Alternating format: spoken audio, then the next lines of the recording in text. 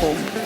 Right, welcome back. We're in the last half an hour of our conversation, trying to address the critical issues and the scourge that is violence against women and children. And violence isn't always physical. Sometimes, and most times, the most damaging is the emotional abuse that women have to suffer and children. And we've been discussing a lot of the context of what causes it and why we see it in our societies.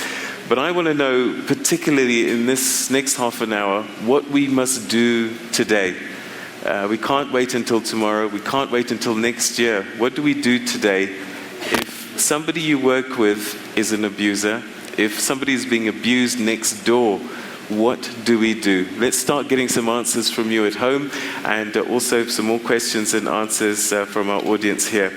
Let's start with Claire Mawiso, who's on table number 3. Claire?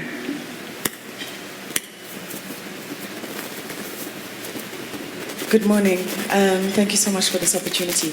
I work mostly with young women in high schools and in tertiary institutions and in FET colleges. And I found that the messaging around 16 days is to women, older women and wives. I want to know, what are we doing to target young people, to empower them? Do they know what to do? Young women, young boys in schools, in those areas, what can they do, and how are we targeting them to make sure that they also feel like they have a voice? Because what I found is that the shame that comes with any type of abuse silences them because they don't know where to go and what to do. Okay.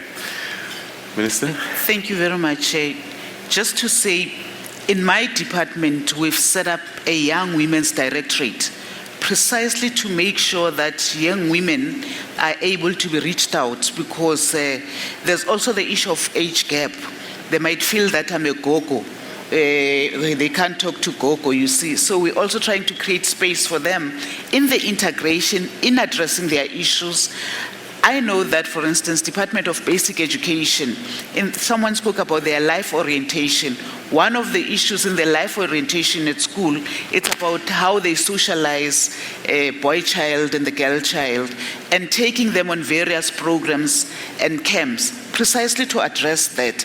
But I think the issue is about how do we make sure in the various spaces we coordinate our various activities so that we can have an outcome which is visible, and also share best practices. And I think in that way we can help. And I mean, in your case, would really like to work with you in the Young Women's Desk in making sure that we enhance and share experiences for us taking that forward. Because if we're unable to do that, we always continue to think nothing is happening. But if we start working together, we can classify our own programs as the various components. But I also want to, the MEC of sports from Gauteng, she's here and she's a champion of women. She's done a lot of good work in various programs. All right. We'll hear from MEC just now. Mr. Shozi, just then.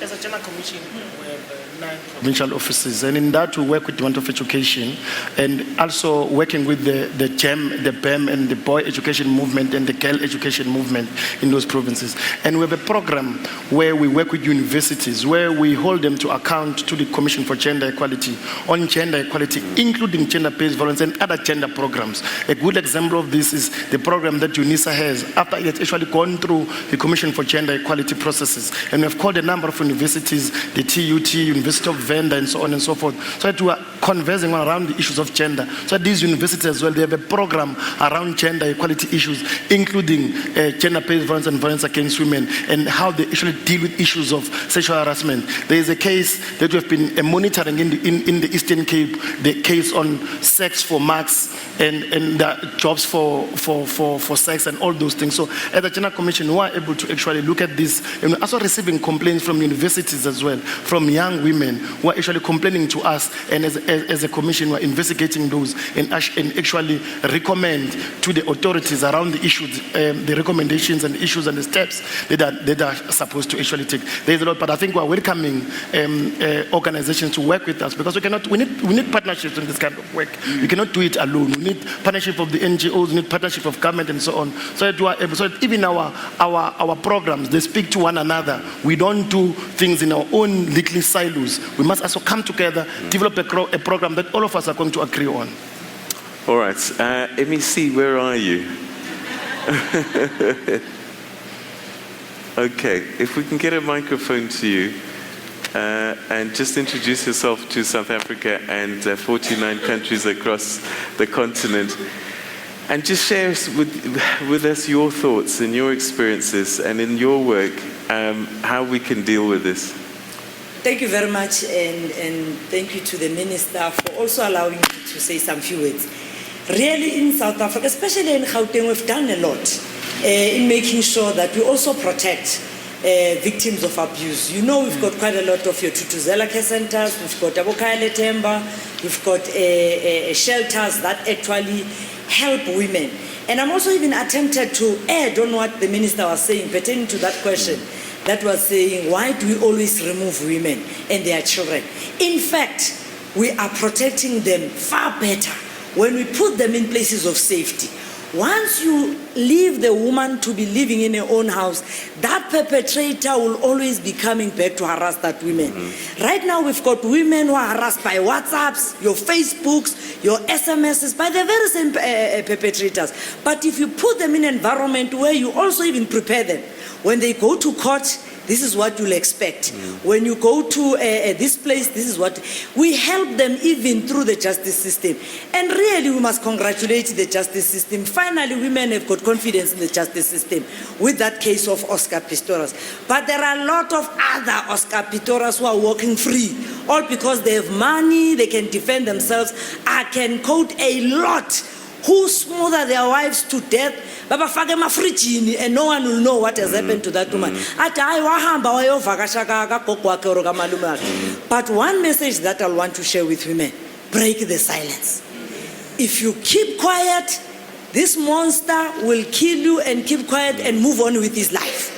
But if you break the silence, you share with other women, those women also will be encouraged to say, let's all come together, let's talk, let's expose them. We've got a register for sexual offenders, let's have a register for domestic abusers. So that by the time you fall in love with this Adam law, he has never abused before. That way, you will know, Uguti, I am loving somebody with tender care. Who will respect me, I will respect him. But if you continue living with this Adam who abuses you, you will die. You must stand up as women. How many women are raising children on their own? And they are doing well. They are not suffering all because they don't have a Adam who are taking care of them.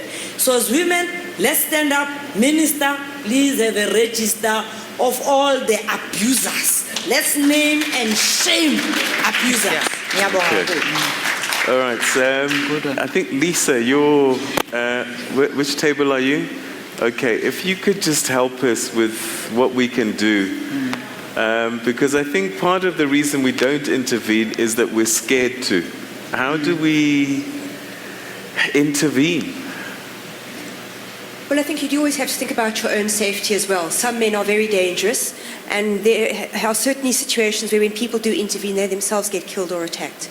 So I think if you are fearful of being attacked and you do know the other person has a weapon, your better option under those circumstances is to contact the police. You can phone the flying squad and ask them to come out and assist you, or if there's a security guard in your area, to also assist. Or you could, if there are enough people around, you can ask them to come with you and go as a group in order to try and intervene. But I also want to just pick up on something that the MEC said. It's good to tell women to break the silence. The problem is, where do they go when they break the silence? And there is a terrible crisis in services going on in South Africa. They are extremely underfunded. So I get quite concerned when we put a message out there that says we should emphasize prevention over services. Because we've heard the statistics. There are high numbers of women and children in this country who are experiencing rape and domestic violence. You've intervened once, then what happens afterwards? So I would certainly urge that if something government could do that would be very effective, is to put more money into shelters and those services. Because in some parts of the country, women who are working in those services are being paid less than farm workers. So if we're talking about gender inequity in pay, and we want to value care work, which is overwhelmingly performed by women, then we will pay those services properly. So I'd really put that out as a challenge to the ministry, as something to look at, as to how can we better support services so that when women do speak out and break the silence, or when somebody is stuck and doesn't know what to do with their family member or how to intervene, there is a service for them to contact. So hang on, before you put the microphone down, a guy I work with hits his girlfriend or his wife. What do I do? Well, I think in each respect, you should ask her what she would like you to do. Because sometimes I think we storm in without actually finding out what it is that women want. And in a strange way, we once again give them the message that they can't make their own decisions. They need other people to make decisions for them. So I think it's always a good thing to contact them and ask her, how can I help you? What can I do to support you? And so it's always very good to be aware of what are the local services in your area in order to be able to refer her to that. Because sometimes, and this is why it's so important to ask women what they would want, sometimes by you intervening, you can make the situation more dangerous for her. So it's very important to ask her first, how can I help you? What can I do? But a lot of women have been abused for so long that they don't know what they want anymore. And often what happens is the guy says, I'm sorry. And he genuinely is sorry, but he keeps on doing it. And she keeps on believing that he's going to change until it's too late. That's right, but I think at the end of the day we have to accept that women are adults and we should allow them to make their own decisions.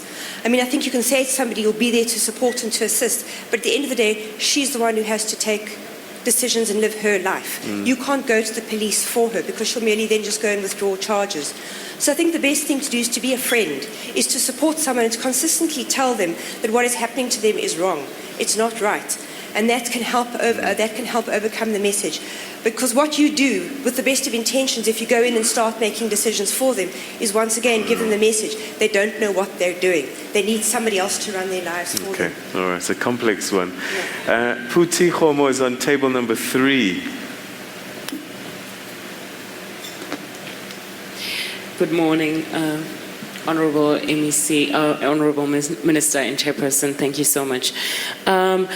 The question I want to pose today is, Chairperson, you touched on this, but you didn't mention the how. I mean, it is all well and good right now that everybody's sending messages, especially at this time, on the activism for no violence for women and children. But I think the bulk of the problem starts from, people not knowing their rights. And are there any campaigns that are active or, in place for people to learn what their rights are? And I mean, sometimes people are in a situation, especially, young people, in a situation where they